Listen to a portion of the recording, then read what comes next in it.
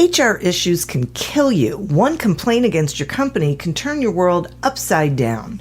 And you spend way too much time dealing with HR when you should be spending your time on making a profit. You should talk to Bambi. With Bambi, get access to your own dedicated US-based HR manager starting at just $99 per month. They get to know you and your business while providing HR expertise and the personal touch you need and want. They're available by phone, email, and real-time chat, so onboarding and terminations run smoothly. Team members reach peak performance, and your business stays compliant with changing HR regulations. And with Bambi's HR Autopilot, you'll automate important HR practices like setting policies, training, and feedback. HR managers can easily cost $80,000 a year, but Bambi starts at $99 per month. Schedule your free conversation today to see how much Bambi can take off your plate. Go to Bambi.com right now and type in Accelerate under podcast when you sign up. It'll really help the show. Spelled BAM, BEE.com. Bambi.com. Type in Accelerate. Me, but also you. The Pharaoh fast forwards his favorite foreign film, Powder Donut. Okay, what's my line? The only line I see here on the script is get options based on your budget with the Name Your Price tool from Progressive. Oh man, that's a tongue twister, huh? I'm sorry, I'm gonna need a few more minutes.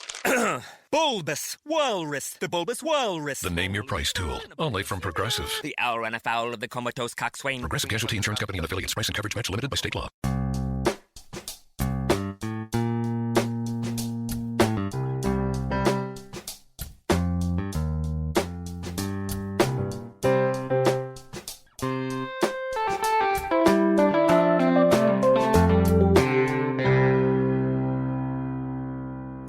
Welcome to Accelerate Your Business Growth with your host, Diane Helbig. Diane is a leading small business development and leadership coach, author, and speaker who is passionate about sharing valuable ideas, tips, and techniques with business professionals worldwide. Diane brings you the world's experts and gurus in all things business. Whether it's sales, structure, social media, planning, or plateauing, guests bring their expertise and energy to each episode. When growing your business is your focus, Accelerate Your Business Growth is the show to listen to. Got a topic or guest suggestion? Let Diane know. The goal is to make sure you have the information you need to move your business forward. Thanks for joining us. Settle in and enjoy. Hi, everybody. Thanks for joining me. Today's podcast is sponsored by Audible.com, and you can go to audibletrial.com/businessgrowth to sign up for a free trial. Then you can explore around, check out the content that is valuable for you, and enjoy. The Accelerate Your Business Growth podcast continues to enjoy inclusion on lists of the best podcasts to listen to. While I'm really happy about that, I am also acutely aware that it's because of the guests. These are folks who have expertise in particular areas of business, and they join me for a conversation where they share that expertise with all of you. Today is no exception. My guest today is Robbie Crabtree. Robbie has worked as an attorney on over 100 high-profile cases, along with teaching persuasive speaking at Southern Methodist University Law School. He also coaches students to compete nationally in speech competitions every semester. He's worked with leaders at Apple, Google, Microsoft, and Reddit to develop their speaking ability. Thanks so much for joining me today, Robbie. Thanks for having me, Diane. I'm super excited about this conversation. Well, I am as well. I think it's been quite a while since I've had anybody on to talk about, captivating an audience and do's and don'ts, what works, what doesn't. And so I actually want to start with what actually does work to captivate an audience? It's a great question, right? Because if we don't captivate an audience, they're not going to listen to the rest of our message. And we're in this weird kind of time, right, with Zoom calls and even the rise of Clubhouse more recently, where we've got to find ways to really captivate that audience and keep them engaged, where they want to continue listening, because they have so many choices, so many distractions. And if you can do it well in this era, when the world opens back up and you're in person and around other people and delivering this up on a stage or in a boardroom or whatever it may be, it's just going to be that much better. So how do you actually captivate that audience? So this is where we go to what I call like your opening hook. You've got to make sure you have just like a really great opening hook. And that's some of these things like putting somebody into a story right away. That can be using things like imagine and making your audience really visualize what's going on or what's going to go on if they continue listening to you. But it's also about delivering using your tone and making sure there's an excitement and there's a warmth and there's a presence that really comes through. Because at the end of the day, what people are looking for is an emotional connection with the speaker, a way to trust them and say, I want to continue going on this journey with them. And so if we have that framework in mind as we step into any situation as a speaker and realize we've got to make sure we deliver, especially in that opening, 15, 30-second bit, to make sure our audience feels, hey, I want to continue this conversation with them. That's going to lead to a ton of success. Okay. I appreciate that. And I feel like there's been, that I've heard two sides of the topic of telling a joke at the very beginning. And, some people say, it's a great way to start, and other people say, no, not so much, or you have to be really good at, telling jokes, or is that, that doesn't feel to me to be the sort of hook that you're talking about. No, it's not, Diane. You can certainly tell a joke to start if you're a very talented, person when it comes to delivering humor. That certainly can be a way to do it. But that also, you've got to realize, sets the tone for the way that you're going to present the rest of the talk. And so if you're setting it up with a joke, like your audience is kind of in this more lighthearted, jokey manner right out of the gate. Whether or not you want that to be the purpose of your talk, like that's a determination you need to make ahead of time. This is where preparation is so key. Because if you want it to be a serious, more informative kind of talk, starting with a joke may put your audience in kind of the wrong mindset right away. So what we want to be able to do is determine what we want our audience to take out of the talk, and then make that opening hook appropriate to put them in the right mindset to get there. Boy, I like that a lot. Okay. So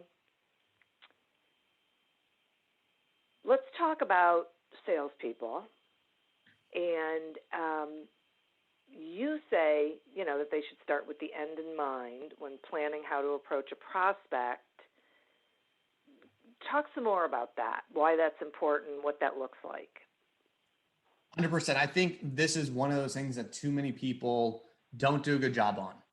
And there's one big reason, because salespeople go into a sale focusing on the outcome being, I want to make this sale. But we all know that's not always possible, because we don't know what's going on with that person and their life on that day or that week. Maybe their partner just got COVID. Maybe there's an issue at home. Their kid threw a temper tantrum that morning. So it's just been chaos. And maybe they're in the wrong mindset to actually get to that sale on that day. And what we should actually be focused on is the step prior to the outcome. And what I call that is your goal. And your goal is, if we put the person kind of in this right mindset, in this right kind of state, that more likely than not, they're going to get to the outcome. And the reason I think that's so important is because we can't reverse engineer from the outcome, but we can reverse engineer from, if our goal is we want to leave them feeling intrigued about the possibilities that would happen to their business if they bought this program. We can reverse engineer that. And we can say, how do I create that intrigue? Well, now we need to figure out what emotion it is that's going to lead them there, that sort of vibe, that mood. And what I like to actually teach people is, when we're thinking about that, go to external sources that have had that effect on you, so that you're not creating from a blank page, but you're instead creating from a source that you're familiar with. And this is where we can get into feeling more confident as a speaker, because essentially what you're creating in your talk, in that sales pitch, is you're trying to recreate an emotion or a feeling that you yourself have experienced. So you really are an expert in that because you have physically gone through it yourself. And that's kind of how I like to work through it, is if we can figure out what our goal is, we can figure out what emotion gets us to that goal, and then we reverse engineer back from that using external sources. And more likely than not, if we achieve our goal, it's going to lead to the outcome we want. But because we can't ever take into account everything that's going on in someone's life, we just can't reverse engineer from the outcome to say we're always going to be able to get that yes. Yeah, boy, that makes a lot of sense to me. Do you think you can give me an example of, pulling from an external source that what this would look like? Absolutely, Diane. So let me use a case that I actually tried back in February. And so I was defending somebody who was charged with murder. I believe that it was self-defense, and realized I was a longtime prosecutor. So I did these on the other side as well. I 100% believe this was a self-defense case. I thought that he should not be going to prison. He shouldn't be found guilty. But obviously that's a very heavy burden to have on your shoulders as the attorney for that individual, thinking he really didn't do anything wrong. Maybe he could have made a better decision in that moment. But in terms of legality, he did not break the law. And so I'm looking at this as, I think he should be going home, and instead he's facing the rest of his life in prison. So having that kind of weight on me, I knew what I needed to achieve. So I was trying to find an external source that I could use to really deliver that emotion and get that to that goal for my jury, so that they would ultimately come back with the verdict that I wanted, which was not guilty on murder. And so what I actually found was there's a scene in the show The West Wing, and it's in the first season. It's in, I believe, episode 7, Take This Sabbath Day. And they're talking about capital punishment in there. And there's one specific scene where the character Toby Ziegler is actually talking to the rabbi. And what's so interesting in that scene is you can basically look at how they speak. It's a very intimate one-on-one conversation. There's a lot of big pauses. There's music playing that's this very melancholy type song. Even the lighting is very dark and dim. And just everything about it kind of makes you feel a certain way when you watch it. And when I went to create my closing argument, I said, I want to recreate that feeling for my jury. I just straight up took it from that scene and said, I need to talk very slowly, be very intimate with my jury. I need to make them really feel this. This isn't something that I need to yell and scream, be over the top. Like, this needs to feel like the softest conversation they've ever had. And it needs to make them feel that sense of melancholy, feel that sense of dread, feel kind of like that dark lighting, feel that song being played by the way that I was delivering my words and my performance. And so that's how I drew on that external source to create this closing argument, and ultimately led to the jury coming back with a not guilty verdict on that murder charge. Wow. Thank you so much for that example. That is fascinating. Okay. So, and I like this idea of don't think about the outcome, think about the goal. And it sounds to me, I just want to make sure that I'm hearing this right, that the goal is to create that sort of emotion, that sort of feeling with the prospect where they're intrigued, they want to learn more. Is that right? Am I getting that right? 100%, Diane, because I think if we can get them there, this is kind of going back to thinking about it like Inception, right? Too often times we tell people what they should be doing. Yeah. And what we really want to be doing is telling them without telling them. And so by putting them in that state, we're basically giving them 1 + 1 and letting them say it equals 2. And that equals 2 is, I'm going to buy this product because I want the result that this person is talking about. Got it. Okay. Let's talk, we're in this weird world. You mentioned COVID a little while ago, and a lot of things are virtual these days. So, I think that's a challenge for a lot of people to keep an audience engaged with them, doing things virtually. So what suggestions do you have for people conducting like sales presentations virtually or webinars to get their participants engaged and, hanging on every word? It is a real challenge these days. And I fully understand that, but I will also say this. It is 100% possible to still do this in this Zoom era. And what I'll say about that is simply a couple things.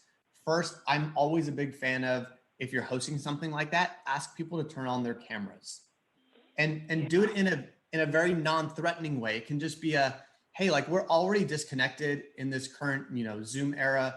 And with COVID, I would love to just build a little bit of a connection with everybody here. If you don't mind, it'd be great just to see each other's faces as we talk today. Something like that can help people turn on their cameras and be more engaged, so that the speaker then is actually getting eye contact, is able to read facial expressions, some body language, things of that nature, and feel like they're talking to people instead of talking to a blank screen. That in and of itself will help. The second thing I'll say is you actually need to almost go more animated than you would if you were giving it in person. And what I mean by that is you need to be in a place where your camera can basically see more than just your head. We want them to see kind of like from our, torso up, so that they can see how we're moving. Is our body language open? Are our shoulders back and relaxed? Are we using our hands to create some movement? Are we even moving when we're talking kind of in our seat, in our chair, so that we can anchor different points, so that people can understand when we're moving from this or that, right? If I do something where I say it's either this way or that way, I can do that both with my hands and actually move left to right. Simple things like that are going to really elevate your presentation.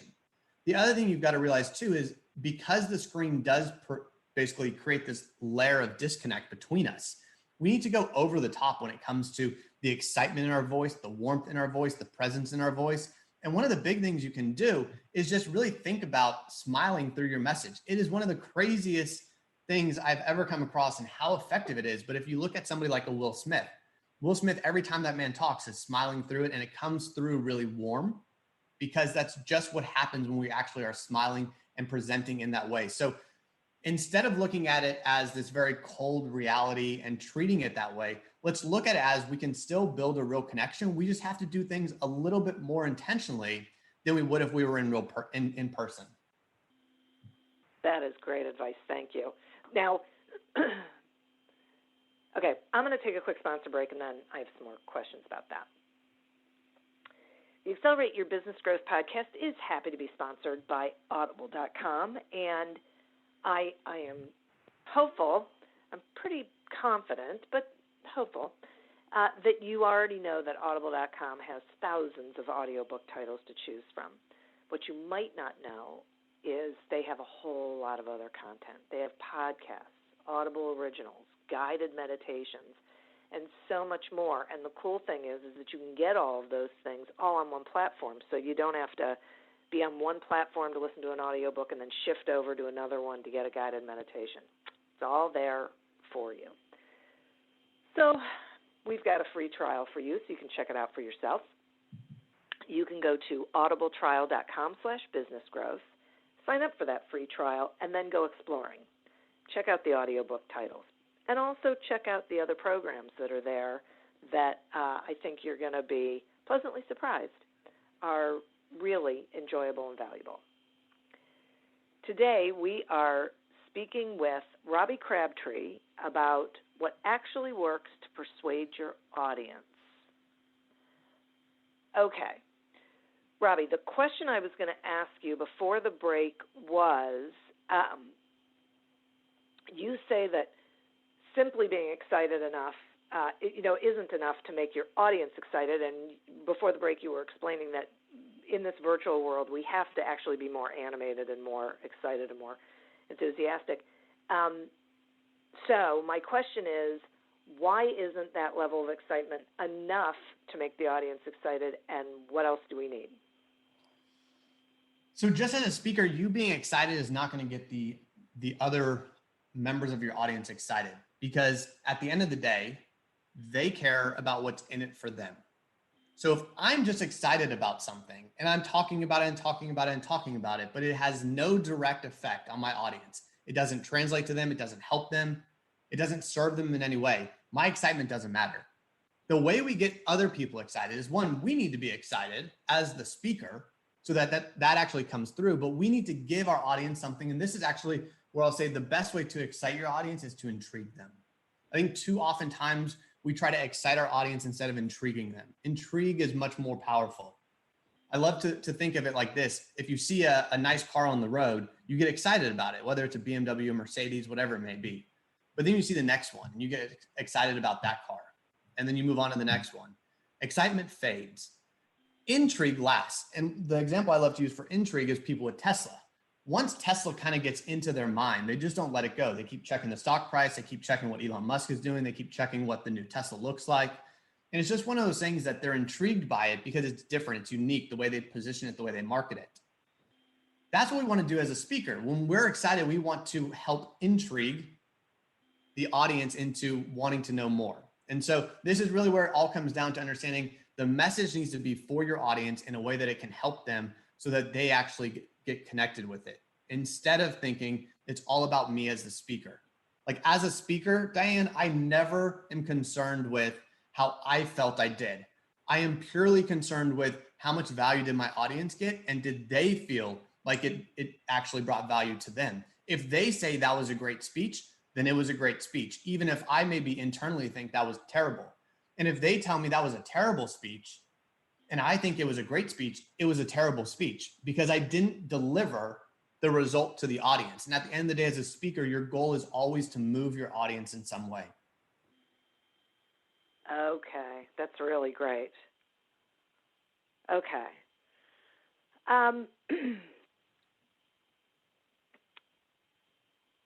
Let's talk about, I want to go back to sales for a minute because there seems to be a belief that by some people that sales are made based on facts, that people look at the facts and that's how they make, they make logical decisions, but not necessarily true.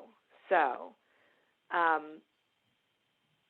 talk to me about why just facts doesn't work and, what salespeople really need to infuse into their presentations or, pitches.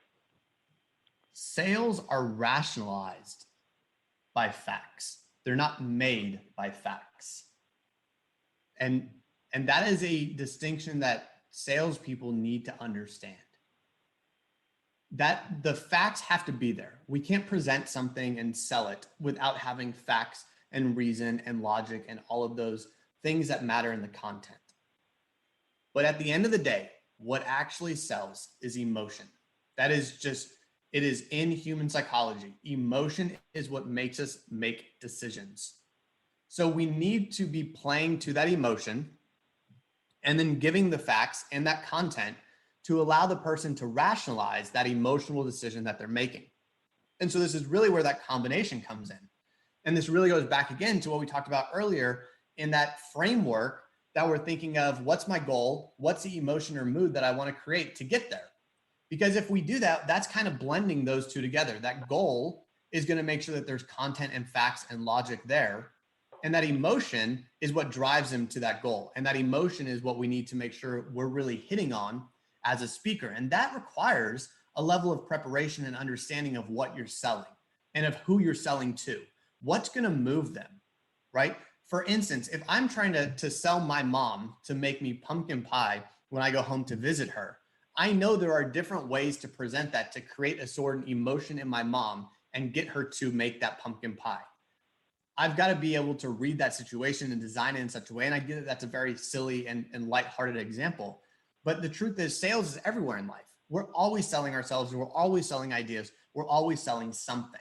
And so the sooner that we can realize it's about creating that emotion and then giving some sort of logic and facts and stats and all of those things that go along with it to back up that emotion, that's what ultimately drives somebody to say, I'm emotionally moved and I have the things I need to rationalize that decision. So when somebody asks why I made this decision, I can point to all these facts and evidence and logic, like you said, so that they feel good about the decision, even though they know deep down they were excited, they were intrigued, they felt like they had to do this because of the opportunity at hand. Okay, thanks for that. That's great. That is great. And it's funny because as you were talking about that, I was thinking about a recent situation I had where I had the facts, and they really did back up my gut sense that I needed to purchase this thing. You know, that was what I would go back to say, okay, these are my reasons, kind of thing. So that's interesting. Yeah. Diane, quickly, let me just give a quick example of when I learned this the hard way. Great. I was trying a case. It was my eighth jury trial. And it was a very low level case. It was just a driving while intoxicated. It wasn't anything super serious. And I was a prosecutor, and I had all the evidence, and I had all the numbers, and I had the law on my side. And there was no doubt that this person was guilty of the crime. It should have been a no-brainer, easy, slam dunk, walk away. The state wins. He's found guilty of DWI. He gets probation. We move on. And so when the jury went, I basically made that argument. Like, here are the facts. Here's the evidence. Here's the law. When you add all that up, he's guilty. And basically, very black and white, that's all it should take. And so then the jury went back and they deliberated for a little while, and they came back out, and the defendant stood up, and the jury, the foreperson stood up and said, we, the jury, find the defendant not guilty. And I turned to my co-counsel and I said, hold on, did they just say not guilty? and my co-counsel goes, yeah, they did. And I was just like, I was just seated there and really was in shock, because I was like, there's no way that just happened. And so an interesting thing happened at that point, though. When the defendant was leaving, he was out in the hallway, and the jury walked out at the same time, and they saw him. And I wanted to see what they had to say to him. And they all kind of surrounded him, and they said, look, we know that you made a mistake. We know that you feel bad about making the decision that you did. But we want to cut you this break because we like you and we don't think you're going to do it again. So just make sure you're never here again. And so what I quickly realized was he had connected more emotionally with them than I had, because he had testified at the trial. His defense attorney had made an emotional argument, whereas I had just made this very logical and very rational argument that here's the evidence, here's the law, this is what it means. And that was that moment that I realized just having facts, just having evidence, even when you've actually convinced somebody you're right, you can still lose if you don't appeal to their emotions. And that was that moment that really flipped the script on everything for me, when I really dove in to figure out what actually achieves results, achieves sales, and really moves people to go the way that I want them to as a speaker. Wow, that is a great example. Wow, thanks for that. That's crazy. It really was. Oh my gosh. So okay. So what is the performative speaking framework? Yeah. So performative speaking is really thinking about how we can create emotion in our audience and use external sources, especially other art forms, to actually create that emotion. And so when we're really talking about frameworks, there's really a main framework for any sort of talk that I like to think through. And granted, for different things, there are some tweaks and different frameworks that are involved. But the main one is basically this. And we talked about two of them so far, Diane, 2 of the 5 parts. These 2 parts are, first, we've got to figure out what is our goal. That's kind of step 1. Step 2 is, what is the emotion we want to create? So those are kind of what I call more of these strategy pieces. Then there's the next 3 are all tactical pieces. And these tactical pieces are, first, what is my hook? Second, what is my theme? Third, what is my dismount? And when you add up those 5 elements, you have your framework to create any sort of powerful talk, presentation, pitch, speech, sale, anything that you may have. If you think through that process, it will work. And when we talk about hook, theme, and dismount, hook, like we talked about, is that opening minute, because as a speaker and in human psychology, 2 of the primary drivers for the way that we remember things are primacy and recency. Primacy being the first thing we hear, recency being the last thing we hear. So when we're talking about a hook, that's actually both that's the first thing people hear and also the most recent in that moment. And that's why we're really able to actually hook them in if we do it right, where we make them say, I want to hear more. I want to continue listening. The recency part is obviously that dismount, that last part. We want to make sure that we end really strongly. This is one of those things that I find way too many speakers end up doing, where they're talking, and they end with something like this. And so, and that's their final statement is, and so. I mean, I can't think of a weaker ending than that. And if we think about it like a gymnast, when a gymnast goes on the vault or on the beams, the high bar, whatever it is, they can have a great routine. It can be flawless the entire time. But if they don't stick the landing, they get judged off and they're not going to win. The same is true for speaking. If you don't stick that landing, stick that dismount, you're going to get points taken off and you're going to end up being unsuccessful. So we always want to make sure that first and that last part are super strong. And the best part is we can prepare those ahead of time. We can make sure those are rock solid every time we walk into any sort of speech. And this is why I focus on them in that framework, because if we do that, we basically have our bookends. Now we move to this theme. And the theme is what I call your North Star. It's what everything in that actual talk should be pointing back towards.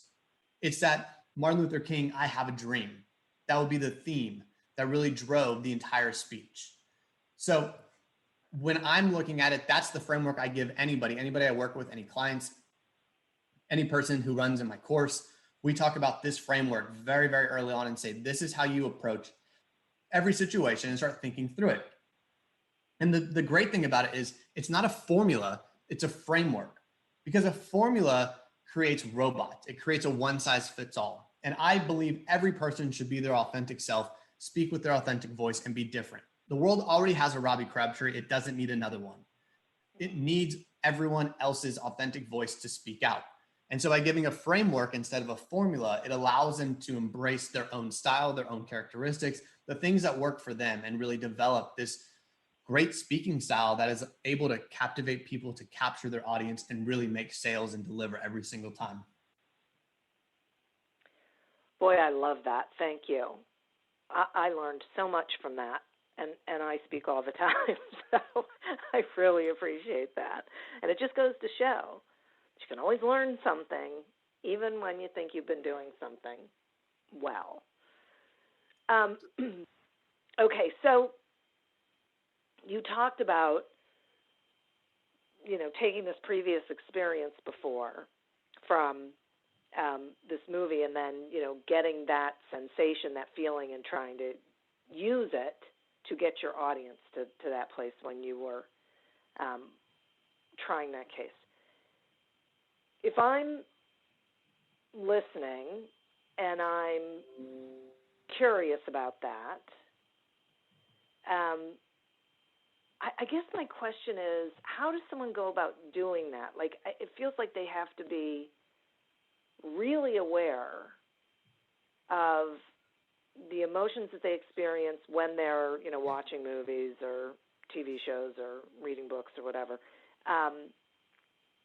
sort of thinking ahead. You've talked about planning, and I totally agree. I think planning is hugely important. Is there like a strategy for doing this, or is it just something that, if they think about what their favorites are, then it'll get them there? It's a great question, Diane. And this is one of the first exercises I have anybody do that I work with, is I have them create two different lists or, banks. So one is a story bank and one is an inspiration bank. And that's essentially opening up Roam, Notion, Evernote, whatever note-taking app you do. If it's on your phone, just like your Apple Notes, whatever, it doesn't matter. But create a source and write them down. Favorite movies, favorite books, favorite travel experiences, favorite meals, favorite art pieces, like anything that has moved you in some way. Maybe it was like a favorite coach in the way that they spoke to you, and start creating that both for your stories and for your inspiration list. And what you'll find is as you go through that process, you start pulling out all these ideas. And too oftentimes we just forget some of the things that are inside of our heads. We forget some of the experiences that we've lived. And when we actually sit down and create that, it gives us a source that we can then go to anytime we've got a big talk coming up or have a pitch coming up or a presentation or whatever it may be. We can just open that document up and look through it and say, oh, I think this one would probably make sense to me. Like I could maybe use something from that. And you don't even need to know exactly what it was in that moment that you were watching it, listening to it, viewing it, whatever it may be, that led you to feel a certain way, but you know that it had some impact on you, which means it's a pretty simple thing to go back and do a little bit of homework again, right? You can pull up that music piece. Let's say you love, a Taylor Swift song and it moved you in some way, I don't know. and you go listen to it and you say, I remember that now. That transported me back. Or maybe it was an Avicii song that you listened to when you were in college, like myself during law school. And like, anytime I hear it, it transports me back to a way that it made me feel. Like I can use that source then when I'm delivering a talk. And so really creating this list, basically taking it out of our head. Like think about it a little bit like Dumbledore in the movie Harry Potter, where he's taking his memories out and putting them into the pensieve. He doesn't remember them at the moment, but he can go back and review them and pull them out and look at them again. That's what I have anybody do that I work with, because there's just too much information in our heads that we sometimes forget, or in that moment, like we're just thrown, right? Because somebody asks a question and we can't think of that next thing to say. But if we come in prepared because we know, hey, I've got these 3 stories that would all make sense here, and you've thought about them ahead of time, now when you're presented that opportunity, you're able to just rattle them off, boom, boom, boom. Oh, that's so great. Wow, that is great. Thank you for answering that. That is terrific. Oh my gosh. I have so loved this conversation. It's helped me tremendously, which means that I'm sure it has helped the listeners. So speaking of the listeners, will you tell them, how they can find you, whatever you've got going on? Absolutely. And Diane, I love this because it's one of the things. Speaking is not one of those things that people are just born being great at. It's something you learn. It's something that develops over time. Like I continue to talk with other leaders in this space who continue to push me to be better. And I continue to learn things as well. So like, that's the beautiful thing as a speaker, is you're always learning and you're always taking in new ideas and embracing them and testing them and seeing how they play out. So I'm really glad to hear that it's been valuable to you, and hopefully to the viewers and listeners as well. If they're interested in finding out more about me, there's a couple places they can do it. One, I have my personal website where I write quite often. I actually just finished writing 30 days in a row during the month of January, and that is robbiecrabtree.com. Additionally, they can also find me on my course page, which is beyonddeck.com, and they can go to what's called Performative Speaking in one of those courses, which I run, which is a live cohort-based course. If they're looking for me on social media, they can find me on Twitter, which is Robbie Crab. I'm also on Clubhouse and do rooms under Robbie Crab, and on Instagram, it is the Robbie Crab, if they want to follow me there, where I also provide videos and tips and things of that nature to continue to help people just become a better speaker, because it really is something that just makes life so much better. Oh, that is so great. Thank you. I appreciate that. And listeners, I appreciate you. Thank you for tuning in. I'd also like to thank our sponsor. To get a free trial of audible.com and explore all of the audiobooks and programs that are available to you, just go to audibletrial.com/businessgrowth to sign up. As always, continue to prosper and be curious. And until we meet again on another episode of Accelerate Your Business Growth, goodbye and good day. Some cars are comfy on the inside, but don't have power on the outside. And some cars have the horsepower, but none of the comfort. I used to think there weren't any cars that were the total package. But that all changed when I got my Honda SUV. It's rugged and sophisticated. And right now, Honda has deals on the entire Honda SUV lineup. CR-V, HR-V, Pilot, Passport, you name it. So if you're looking for a car that's the total package, the only place you'll find it is at your local Honda dealer. Hurry before they're all gone. Me, but also you. The Pharaoh fast forwards his favorite foreign film, Powder Donut. Okay, what's my line? The only line I see here on the script is get options based on your budget with the name your price tool from Progressive. Oh man, that's a tongue twister, huh? I'm sorry, I'm gonna need a few more minutes.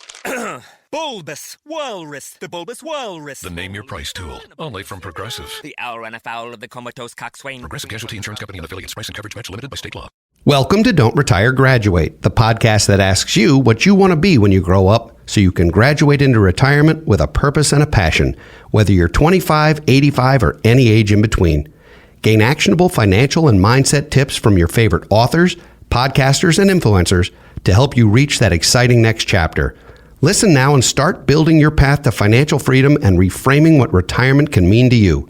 This is your host, Eric Brotman, reminding you, don't retire, graduate.